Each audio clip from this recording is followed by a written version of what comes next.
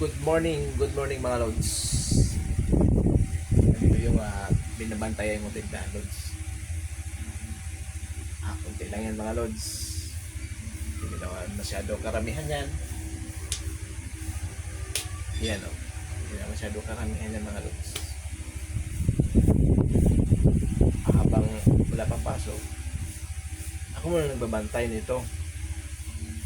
May binibenta kaming bigas.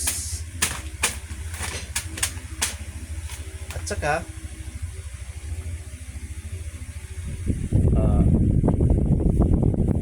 si Mrs.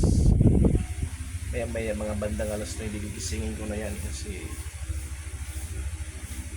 ako na naman ang matulog hanggang alas 11:30 kasi mamayang alas 2 may pasok na ako mga lods. Tulungan ng mga lods sa isang pamilya. Kung makakaintindihan kayo, kailangan tulungan lang sa trabaho para medyo magaan yung gawain.